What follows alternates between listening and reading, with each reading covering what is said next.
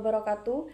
Izin memperkenalkan diri. Nama Jacinda Helena Putri Aulia, NPM 25033320010. Izinkan saya ingin menjelaskan materi tentang rasio likuiditas, solvabilitas, serta profitabilitas. Materi yang pertama yaitu rasio likuiditas. Rasio likuiditas adalah rasio keuangan yang digunakan untuk mengukur kemampuan perusahaan dalam memenuhi kewajiban jangka pendek yang segera jatuh tempo menggunakan aset lancar yang dimiliki. Menurut Kazmir 2019, rasio likuiditas merupakan rasio yang menunjukkan kemampuan perusahaan membayar kewajiban jangka pendeknya pada saat jatuh tempo. Sementara itu, menurut Harry 2021 menyatakan bahwa rasio likuiditas mencerminkan kemampuan perusahaan dalam memenuhi kewajiban jangka pendek tanpa mengganggu kelangsungan operasional perusahaan. Dan jenis-jenis rasio likuiditas sendiri ada 3, yaitu yang pertama current ratio, rasio lancar, mengukur kemampuan aset lancar dalam menutup utang lancar. Dan yang kedua, quick ration, yaitu rasio cepat, mengukur kemampuan perusahaan melunasi kewajiban jangka pendek tanpa mengendalikan persediaan. Dan yang ketiga, cash ratio, yaitu mengukur kemampuan perusahaan membayar utang jangka pendek dengan kas dan setara kas. Tujuan dari rasio likuiditas itu sendiri ada 3. Yang pertama, menilai kemampuan perusahaan memenuhi kewajiban jangka pendek. Dan yang kedua, mengukur tingkat keamanan kreditor. Dan yang ketiga, menilai efisiensi pengelolaan aset lancar. Materi yang selanjutnya yaitu tentang rasio solvabilitas. Rasio solvabilitas itu sendiri adalah rasio keuangan yang digunakan untuk mengukur kemampuan perusahaan dalam memenuhi seluruh kewajiban keuangan, baik jangka pendek maupun jangka panjang. Menurut Munawir 2018, rasio solvabilitas menunjukkan sejauh mana perusahaan dibiayai oleh utang dan kemampuan perusahaan untuk memenuhi kewajiban apabila dilikuiditasi.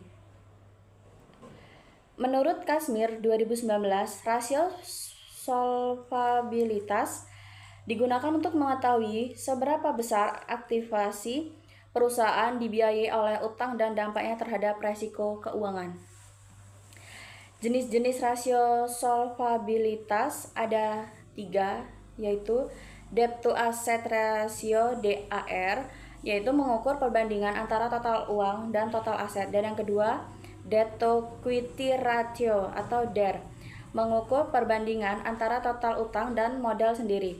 Dan yang ketiga, long term debt to equity ratio, yaitu mengukur kemampuan modal sendiri dalam menjamin utang jangka panjang. Tujuan dari rasio solvabilitas ada 3. Yang pertama, menilai struktur permodalan perusahaan. Dan yang kedua, mengukur tingkat rasio keuangan. Yang ketiga, menentukan kemampuan perusahaan dalam jangka panjang. Dan materi yang terakhir tentang rasio profitabilitas. Rasio profitabilitas adalah rasio keuangan yang digunakan untuk mengukur kemampuan perusahaan dalam menghasilkan laba dari aktivitas operasional dan penggunaan sumber daya perusahaan.